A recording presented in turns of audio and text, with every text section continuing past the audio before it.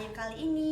Jadi di video Kak Ayu kali ini, Kak Ayu mau membagikan eksperimen sains yang gampang banget untuk dilakukan, khususnya untuk anak usia dini. Jadi jangan di skip ya videonya. Nah, jadi untuk eksperimen yang pertama, Kak Ayu akan menggunakan eksperimen balon. Jadi bahan-bahannya yang pertama ada botol, lalu ada cuka, lalu ada balon tentunya, dan ada soda kue. Tapi ingat anak-anak, eksperimen ini harus diawasi oleh orang tua ya, jangan melakukan sendirian.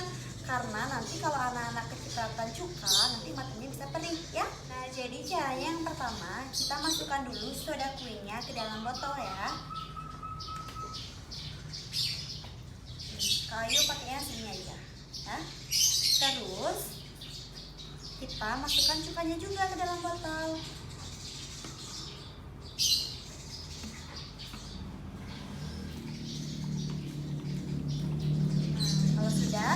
Tutup dengan balonnya. Lihat, balonnya akan mengembang. Diaduk-aduk juga ya. Nah, ini dia tadi hasil balonnya tanpa harus kita tiup. Nah, untuk penjelasannya kenapa sih balon tadi itu bisa mengembang tanpa harus ditiup, itu karena adanya zat karbon dioksida yang dihasilkan oleh pencampuran antara cuka dan baking soda ini. Nah, sehingga karbon dioksida ini pun menguap dan akhirnya masuk ke dalam balon elastis, sehingga balon elastis itu pun bisa mengembang. Jadi, sekian tutorialnya, selamat mencoba.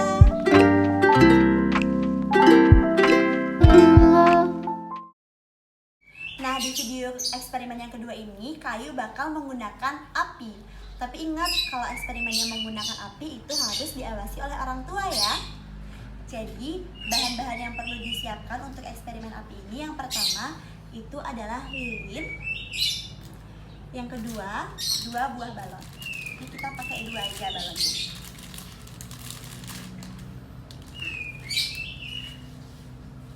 Nah, ini kita pakai balon yang warna merah dan warna pink.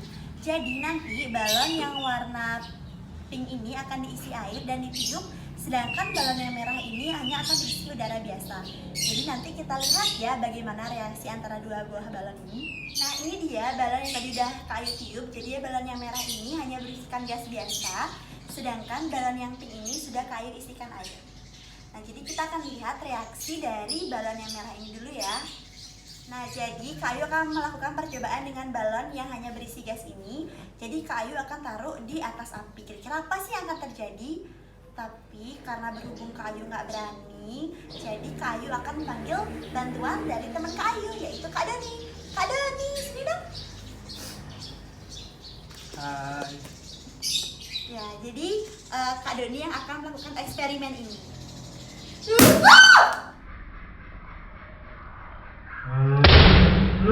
Nah, jadi tadi kan udah lihat nih reaksi dari balon yang pertama. Sekarang kita akan lihat reaksi dari balon yang kedua yang udah diisikan air. Jadi balon ini akan ditaruh oleh Kak Doni di atas api. Kira-kira apa yang akan terjadi ya?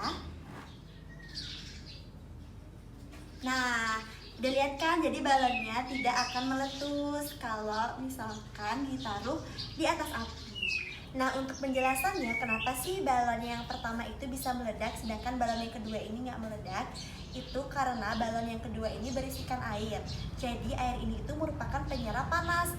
Jadi panas dari nyala api lilin ini akan diserap oleh air yang ada di dalam balon ini. Jadi balonnya nggak akan meledak.